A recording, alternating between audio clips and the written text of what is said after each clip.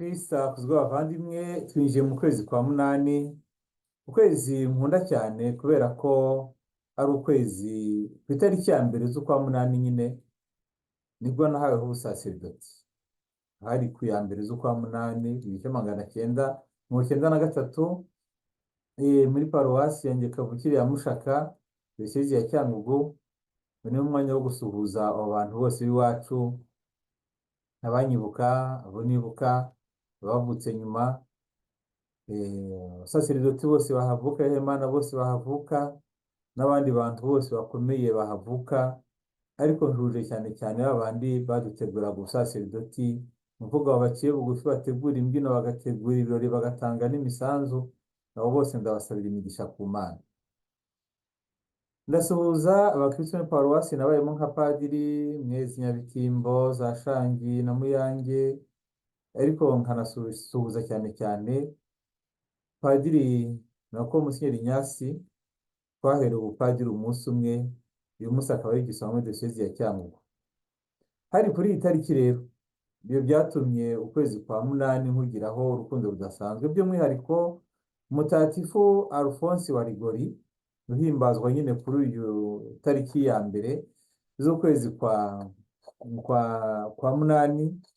Uyu mutagatifu wari mbere na mbere umwavoka waburaniraga abantu, nyuma bakabona uburyamanza buhari mu by'imanza, akabona ibyaha no kubera aribyo bigumya gutsinda, ariko yari asanzwe abifitemo umuhamagaro, aragenda abivamo, yumva afite umuhamagaro wo kuba umusaserdoti. Ntibyagarukira kuba umuhamagaro gusa, ahubwo we nanagenda koko aritegura, ahabwa ubusaserdoti, noneho arazamuka rwose no ku bwepiskopi.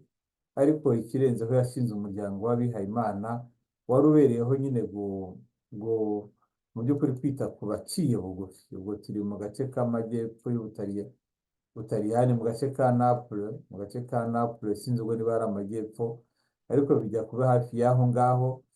Ngaho rero niho Alphonse wa Ligori yari atuye.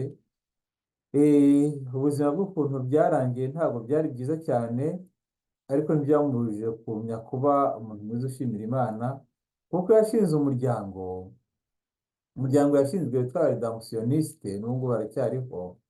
Noneho igihe agiye kuba musenyeri, bamara imyaka mike ari musenyeri, yumva agomba kwivamo akigarukira mu muryango yashinze. Agarutse mu muryango yari yarashinze baramwirukana, bavanguye ngo arakomeza cyane, baramwirukana. Ajya rero kuba nka wenyine hamwe n'abantu bake bamukurikiye mu bari yarashinze. Apfa kuri iyi tariki z'ukwezi kwa munani ibice 787. Yaje gushyirwa mu rwego rw'abatagatifu, ndetse aza kugira rwose n'umwarimu wa kiliziya. Mutagatifu Alphonse wa Ligori ni umutagatifu, uri mu batagatifu bakomeye, kuko nyine ni umutagatifu, umwarimu wa kiliziya.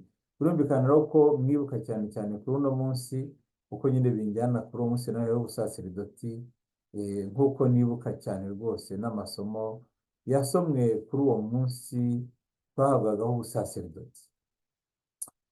Navuga rero ukwezi kwa munani, murabizi cyangwa abandi ntabwo babizi, ariko batabizi ngiye kubibutsa, cyangwa ngiye kubibamenyesha. Ukwezi kwa munani kwamwe iminsi mikuru myinshi, ariko ubwabyo ukwa munani ni ukwezi gufite inkomoko nagiye kuvuga ngo muri mitoloji cyangwa se mu muco w'Abanyaroma. Navuga ko ari umuco w'Abanyaroma, kuko ukwezi kwa munani, ijambo ukwezi kwa munani nyine bikomoka kuri Augusto, donc ute biva kuri Augustus. Augusto bikaba nabyo bituganisha ku mwami w'abami w'Abanyaroma. Ubundi Augusto nyine cyangwa ute n'ukwezi kwa munani muri kalendari tugenderaho, ikomoka kuri Gregorien na Julien. Noneho iryo jambo ryaje kuba ute nyine biva kuri Augustus. So bivuga iki? Bivuga wahawe umugisha cyangwa se waha consacré par les augures, umuntu mbese wasizwe, navuga se n'iki, wasizwe n'amahirwe, niko umuntu yabivuga. Umuntu wasizwe n'amahirwe, umuntu wasizwe n'indagu, umuntu, ubwo ndavuga mu mico y'Abanyaroma, imico ya mbere iyo ngibyo, umuntu wasizwe n'indagu, ariko bikanavuga nyine umuntu unoze, ubereye, mbese nyine umuntu w'ukuri, nyine wavuga ati uyu ni umuntu w'ukuri. Uyu rero Ampereri nyine Augusto cyangwa Augustus cyangwa Ampereri Butaliyani yari yabaye umwami w'abami mu ngoma y'Abanyaroma guhera muri mirongo itandatu na gatatu imbere ya Yezu Kristo, noneho aza kwitaba Imana muri 14 nyuma ya Yezu Kristo. Mu gihe Yezu avuka rero, uyu nguyu mu by'ukuri niwe wari umwami w'abami kiriya gihe.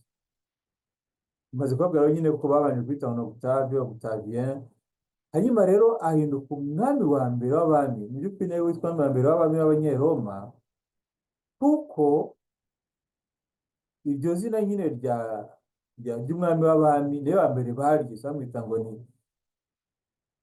Imperator Caesar Divin Filius Augustus, umwami w'abami Cesari, umuhungu w'Imana, Augustus. Urumva nayo mazina yose nyine bamwitaga umuhungu w'Imana, umuhungu w'Imana, kuko ndamenyesha ko uyu nguyu Cesari mu by'ukuri uyu nyine Augusto ntabwo yari umuhungu umwami wa Jules César, wa Jules César utangiye n'ingoma y'Abanyasezari Roma, ahubwo yarihitiwemo na César adoptif, yarihitiwemo na César. Noneho sinya mu mateka yose ariko yamurwaniye ishyaka rikomeye, kuko César amaze kwitwa hari abasha kurwanira ubutegetsi. Uyu nguyu umuhungu yari yaradopse, yari yarihitiyemo rwose, aza kubanza kwihisha, nyuma aramurwanirira, babandi bose barwaniraga ingoma ya se arabahitana. Amaze kubahitana babo bamwita rero ko ari Augustus. Donc igitangaza kirangira ategeka rero ingoma y'Abanyaroma. Noneho uku kwezi kwa munani niwe kwitiriwe, mu ntangiriro kwa bufite iminsi 30, kwa karindwi 31, nyine kwa karindwi kwa Julius Vie, biva kuri Jules César, nyine biva kuri Julius César. Noneho rero ubu nguwo Augusto amaze kuba Empereur, umwami w'abami, ko Julius bamwitaga umunyagitugu ubundi, ariko César niwe nako uyu nguyu Augusto niwe bise rwose umwami w'abami ku buryo bunoze. Nuko rero yiyongeraho undi munsi umwe, ukwezi kwa munani awuha iminsi 31, ari umunsi yongereyeho, mbese kugira ngo ngane n'iminsi y'ukwezi kwa se, ni ukuvuga Julius na Augustus, bikagira rero iminsi ingana. Ubwo ni ku mateka, kugira ngo abantu tujye tumenya naho ibintu dukoresha bikomoka. Juillet iva kuri Julius cyangwa Jules César, Auguste gute cyangwa se kwa munani ukava kuri Augusto. Noneho mu Kinyarwanda tuzi neza nyine ku kwezi kwa munani ko bita ukwezi kwa Kanama, hakaba hari abantu benshi baba batakinabyibuka, kwa munani ku kwezi kwa Kanama. Natangiye mvuga rero ko uku kwezi tugufitemo ibintu byinshi cyane byiza, harimo ibishimishije byinshi Imana iduteganyiriza muri kuno kwezi. Ibyo bikagaragarira cyane cyane ku batagatifu tuzahimbaza muri uku kwezi. Ni benshi, ariko harimo bake ngiye kubagezaho, kugira ngo nubwo izina ryawe ririmo cyangwa se wumva ritavuzwe ubu biti ndi muri abo ngabo benshi bo mu kwa munani, ariko amazina ngiye kuvuga ni amazina amwe n'amwe y'ingenzi, n'iminsi mikuru ngiye kunyereraho ni iminsi mikuru mu by'ukuri y'ingenzi y'ukwezi kwa munani.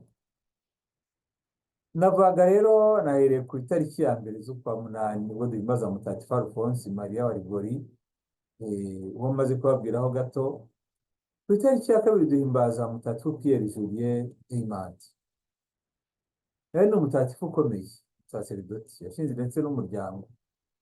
Ku itariki ya kane duhimbaza mutagatifu Yohani Mariya Vianney, umurinzi w'abasaseridoti bose bo ku isi, akaba yari umupadiri mukuru w'Arsi, akaba n'urugero rw'umusaseridoti umwe wari uzirikana ibintu bibiri by'ingenzi yaherewe ubusaseridoti: gutura igitambo cy'ukarisitiya no gutanga penetensiya, uko ari bibiri. Yohani Mariya Vianney rwose yarabyubahirije bidasanzwe. Ibindi byose abandi bakristo bashobora kubikora. Gutura igitambo cy'ukarisitiya no gutanga penetensiya ni umwihariko w'umusaseridoti, umupadiri, umwepiskopi na papa n'ibyo.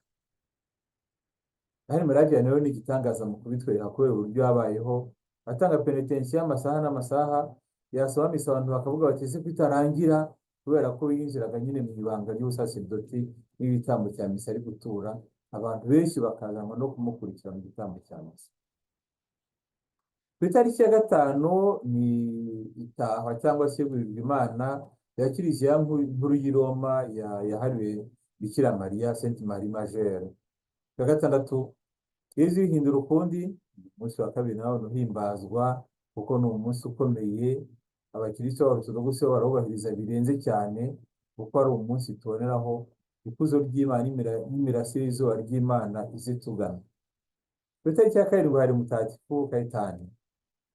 Ku itariki ya munani mutagatifu Dominiko washinze abadominikani. Ku itariki ya cyenda Benedicte de la Croix, n'uwitwa Edith Stein, uriya muyahudi wari umudagekazi wishwe muri jenoside yakorewe abayahudi, ariko akaba yari wihaye Imana ku buryo yari amaze kugaragaza ubutungane bwe mu buzima bwe. Mutagatifu Laurenti tukamuhimbaza ku itariki ya 10. Nawe ni umutagatifu ukomeye cyane kuko ni urugero rw'abadiyakoni. Ni wa wundi wabwiye abari baje kumwica bavuga ngo duhe imitungo yose ya Kiliziya. Yaravuga ati imitungo ya Kiliziya ni abasabiriza, ni abakene, ni ibimuga, ni abarwayi, abo niyo mitungo dufite, niyo tubasigiye. Urumva nawe rero ni umutagatifu ukomeye cyane. Ku itariki ya 11 z'ukwezi kwa munani hari umutagatifu Clara w'Asizi. Clara w'Asizi yarazwi cyane umutagatifu w'Asizi kuko niwe watangije umuryango w'abatwitungwa w'Abakararisa. Undi mutagatifu ukomeye ngenda nihuta duhimbaza cyane cyane muri uku kwezi ni kuri 14 mutagatifu Maximilian Kolbe. Maximilian Kolbe turamwibuka, ni wa musaseridoti mu gihe cy'icwa ry'abayahudi n'ingoma y'abanazi, wagize atya rwose agahitamo gufungwa, agahitamo no kunyongwa, aho kugira ngo bafate umugabo wari gutaka ati baranyishe n'umugore n'abana ndabasize. Aravuga ati uriya mugabo ni mumureke, naba ari njye mutwara. Aza gupfa urupfu rubi, ariko nibura yitangiye uwo muryango. Kuri 15 z'ukwezi kwa munani sinababwira ni umunsi mukuru wa Asomusiyo. Ndumva ibyo nta mukristo wo mu Kiliziya Gatolika utawuzi, naho mu yandi madini hari abaza mu misa ku munsi mukuru wa Asomusiyo kuko ni umunsi mukuru ukomeye cyane, umunsi utubwira iyo tugana, umunsi tumenyeraho ko turi mu rugendo rugana ku Mana, kandi ko ijuru ry'Imana tutazaryinjizamo, ahubwo tuzatwarwa tukaryinjizwamo n'Imana. Assumpere ni Imana ubwayo yafashe Bikira Mariya inyuza mu ikuzo ry'ijuru. Iyo Mana neza tuzabona kadushyira mu ikuzo ry'ijuru. Amagambo meza cyane rero. 16 duhimbaza mutagatifu Etienne wo muri Hongiriya, yari umwami wo mu Hongiriya. Bigaragaza nyine ko ntabwo kubera ko umuntu ari umunyapolitiki cyangwa kubera ko umuntu ari umutegetsi ko byanze bikunze agomba kuba kubera shitani, kuko dufite abami benshi bari mu batagatifu twemera ko bageze mu ijuru. 16 z'ukwa munani nanone yahaye n'undi mutagatifu, mutagatifu Roque. Mutagatifu Roque ni umutagatifu utavugwa cyane kino gihe, ariko ni umutagatifu ukomeye kuko ni umutagatifu bakunda gushyira mu barinzi b'abagenzi, abantu bakora ingendo ntagatifu. Kuri 18 z'ukwezi kwa munani duhimbaza mutagatifu Helena. Mutagatifu Helena ni mama w'umwami Constantino, wa wundi wemerera abakristo bashobora kujya bakora bahimbaza Imana ku mugaragaro. Uyu mutagatifukazi arazwiho ibintu byinshi cyane, kuba yaravumbuye umusaraba wabambweho Yezu Kristo, kuba yareguriye kiliziya ibyahoze ari ibikingi by'ibwami by'i Roma, hariya hubatse bazilika ya Yohani Laterano, ukambuka hakurya hubatse bazilika y'umusaraba mutagatifu. Hariya hose byari ibikingi by'umwami, ariko uyu mwamikazi abyegurira kiliziya. Noneho tuzi rero nyine n'ubukunzi yakunze kwitangira abantu baciye bugufi. Tariki ya 20 z'ukwezi kwa munani ya mutagatifu Bernardo w'Ikirezi ya Bernardo w'Ikiaravani. Uyu ni umutagatifu ukomeye cyane w'umumonaki, yakundaga Bikira Mariya ku buryo budasanzwe, ku buryo n'uyu munsi mu masengesho tuvuga harimo Bikira Mariya Nyirimpuhwe, uretse ko ntabigeze kumva bavuga ko ari isengesho ryahimbwe nawe. Akaba ati interuro yavuze nziza cyane ivuga ngo igipimo cy'urukundo ni ugukunda bitagira igipimo. Igipimo cy'urukundo ni ugukunda bitagira igipimo. 22, umunsi mukuru nanone uciriritse, ariko nawo umunsi mukuru wa Bikira Mariya umwamikazi Marie-Reine, kuko Bikira Mariya ku 15 ajyana mu ijuru, hashize iminsi 8 agirwa umwamikazi. Nibyo biri mu muco wa Kiyahudi, ariko biri no mu muco wa Gikirisitu, ni ukubene twabifashe, niyo mpamvu iyo minsi tuyihuza. Mutagatifu Roza w'Ilima 23 z'ukwa munani, nawe ni umutagatifu ukomeye cyane, nawe mutagatifu wa mbere wo muri Amerika yo mu majyepfo. Uyu mutagatifu yarababajwe cyane cyane azira ubwoko bwe, azira uruhu rwe, ariko nyamara ntibyamubuze kuba umutagatifu. Mutagatifu Bartolomayo intumwa 24 z'ukwezi kwa munani, akaba ari umunsi mukuru ukomeye kuko rino duhimbaza intumwa y'Imana, umwe muri ba 12 bakurikiye Yezu Kristo. 25 z'ukwa munani hari mutagatifu Rudoviko wa Cyenda, umwami w'Ubufaransa. 27 z'ukwa munani hari umutagatifukazi ukomeye, mutagatifu Monica. Abantu bakunda kuvuga mutagatifu Rita ko ari we mutagatifu usabira ibintu byananiranye bigashoboka, ko ari umutagatifu wababajwe cyane n'umugabo akamera nabi n'ibiki byose akanapfakara akagira ate. Ariko yibagirwa mutagatifu Monica, ko mutagatifu Monica ni umutagatifukazi w'umumama uvuga isengesho rifite uburemere budasanzwe. Bashoboye gusabira umugabo we Patrice agahinduka yari umupagani, wamukubita akamuhondagura bikarangira atakimukozaho n'urutoki, amukunda aramwubaha. Ubundi agasabira umuhungu we mutagatifu Agusitini imyaka myinshi, akarangiza abonye igisubizo cy'isengesho rye. Mutagatifu Monica rero 27 z'ukwezi kwa munani ni ingenzi cyane, kuko ni umutagatifu twibutsa ko mama w'umuntu isengesho rye rifite agaciro kadasanzwe. Ababyeyi mwe n'ubwo abana barabananiye, aho kugira ngo wenda uhore wimuba ugira ute, wowe senga gusa isengesho ry'umumama. Mutagatifu Ambroise niwe yabwiye mama mutagatifu Agusitini avuga ati amarira yangana nta kuntu Imana itayasubiza. Amaze kuhava koko mu minsi mike mutagatifu Agusitini arahinduka. Niwe duhimbaza rero bukeye bwa 28 mutagatifu Agusitini. Ntabwo akeneye kuvugwa, kuko yo muri kiliziya iyo bavuze abatagatifu b'abahanga ni babiri, ni mutagatifu Agusitini na mutagatifu Thomas w'Akwino. Abo ngabo nibo bihangange dufite mu bijyana no kuba barahaye kiliziya umurongo waba w'imisengere, waba w'imyumvire, waba ibyo gusobanura teolojiya, waba ariko no kubaho ku buryo ubuzima bwa mutagatifu Agusitini. Ni ingero z'abantu benshi guhinduka, ugahinduka burundu rwose wongera gusubira inyuma. Sinasoza rero ntavuze umutagatifu Yohani Batista kuri 29 z'ukwezi kwa munani, duhimbaza Yohani Batista. Yohani Batista tuzirikana nyine nawe ukuntu yamamaje ingoma y'Imana, akavuga Yezu Kristo akimara ataratangira ubutumwa bwe, akanicwa azira iryo jambo ry'ubutumwa yari atangiye, ariko bikarangira byose nyine igihe ubutumwa bwa Yezu bukomeje, Yohani Batista yamaze kumena amaraso ye. Abo nibo batagatifu b'ingenzi cyane mvuga bo mu kwezi kwa munani, ariko nawe sinakubuza kuvuga nyine uri mu kwezi kwa munani izina ryawe rikaba ritavuzwe, ntugire ikibazo. Abatatu ba buri kwezi baba ari benshi cyane. Abo ngabo nibo nabonye ngomba kubasangiza mu ntangiriro za kuno kwezi. Nkaba rero natangiye mvuga ko ndi gushimira Imana, gushimira Imana ubusaseridoti yampaye ku buntu bwayo, ikanyobora ku buntu bwayo. Kuri uyu munsi ngihagaze, si ukubera ubutungane bwanjye, si ukubera ubutoni ugasumba abandi, ahubwo ni ukubera impuhwe n'ubuntu by'Imana. N'umwanya rero nibukaho abo twiganye mu iseminari nkuru, ubu ngubu bamaze gutaha batakiri muri ubu buzima, ni na benshi koko, kuko twahawe ubusaseridoti 93, 94 muzi byakurikiyeho, 95 na 96 muzi n'abandi bagumye kwicwa.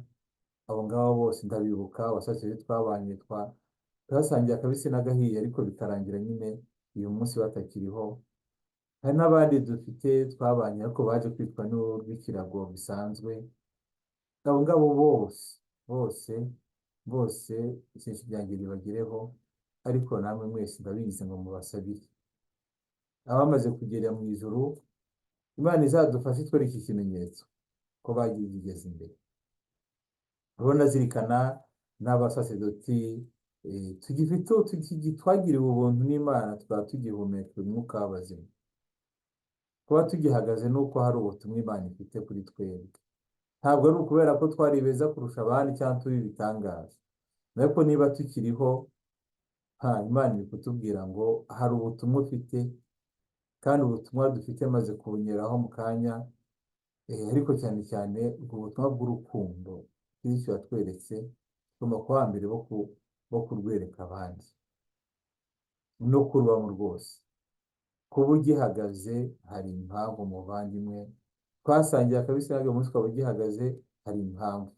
Impamvu yo gushimira Imana rero, kubera ko twebwe Abanyafurika muri rusange n'Abanyarwanda by'umwihariko, iyo duhimbaza aniveriseri ntabwo tuba turi guhimbaza imyaka, tuba turi kureba ibintu byose twagiye ducamo, Imana ikabiturindamo kugeza uno munsi. Ukavuga uti mu gihe iki n'iki nashobora kuba napfuye, nashobora kuba napfuye mu ndwara izi n'izi, mu byorezo ibi n'ibi, mu byago ibi n'ibi, muri jenoside, mu ntambara, byose ukabireba ukavuga uti kuba ngihagaze si uko nduta abandi, nta n'icyo ndusha abandi, ahubwo ni uko Imana ifiteho gahunda.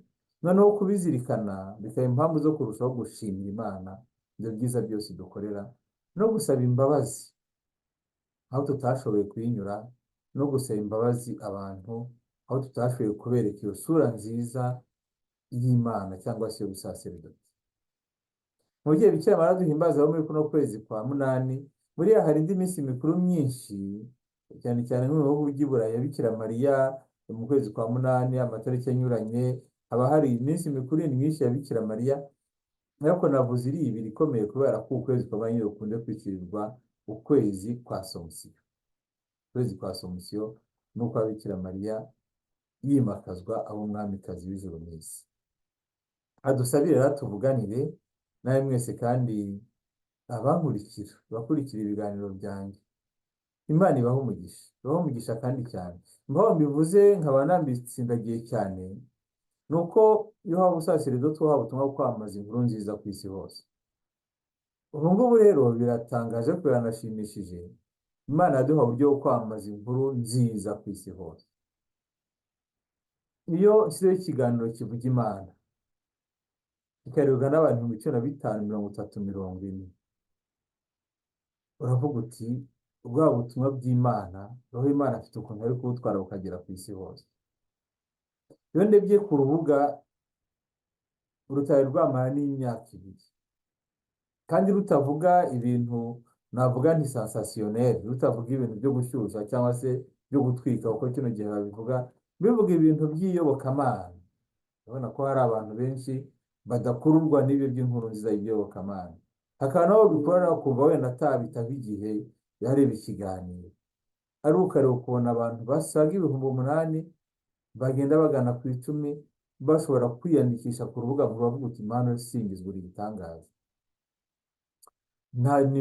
Ni paruwasi zingahe se, ni kiliziya zingahe ushobora kuba ufite ibihumbi 2 bikuri imbere mu kiliziya? ariko iyo ikiganiro nk'iki gitanzwe ukabona abantu bakirebye kandi bagikunze bagisangije n'abandi, uravuga uti Imana ni wowe wahimbye uburyo ukoresha roho wawe bwo kwamamaza inkuru nziza, kora ku buryo iyo nkuru nziza igera kuri bose. Mwese rero ndabashimira kuko kenshi nkunda kubona abansabira, nkunda kubona abashyiraho ibisubizo ibibazo, abashyiraho ibisubizo, abakomeza abaganiriraho. uru rubuga ni urwanyu, kandi uru rubuga ni impano Imana yaduhaye kugira ngo ijambo ry'Imana ryamamare.